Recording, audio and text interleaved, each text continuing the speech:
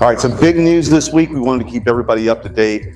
President Trump announced the F-47, the most advanced fighter aircraft in the history of the world that can see further out, go faster, biggest payload, be stealthier, is going to be built in Missouri. St. Louis, that contract's going to Boeing. That is tens of billions of dollars.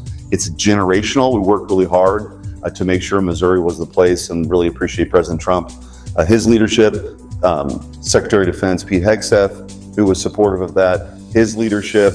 It's a big deal for St. Louis. It's a big deal for Missouri. It's a big deal for our country moving forward. Also this week, we had our censorship industrial complex and NGO hearing. I chair the subcommittee on the Constitution for the Judiciary Committee. We had witnesses come in to talk about this vast network that the Biden administration had created, essentially between government, big tech, and these non-government organizations to suppress speech, disfavored speech, to decide what was disinformation and misinformation, and then silence Americans, millions of Americans. This can never happen again. So this hearing really highlighted that and the impact that it had across the board.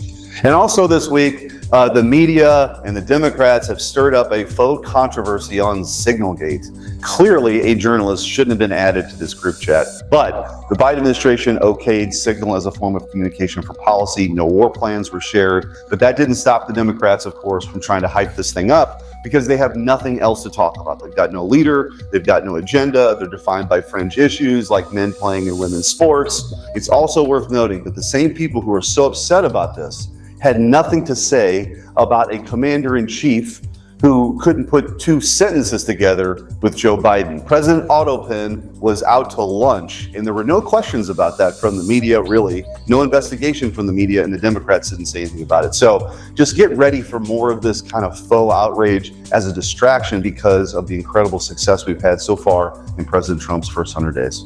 So we obviously had a busy week. That's just a few topics that went on. We'll be back next week to talk about the goings on here in Washington, D.C. as we move closer to this reconciliation where we extend the tax cuts, make them permanent, have savings through spending reform, incorporate hopefully some DOGE spending reductions. There's a lot that's going to happen in the next couple of weeks in Washington, and we'll keep everybody up to date.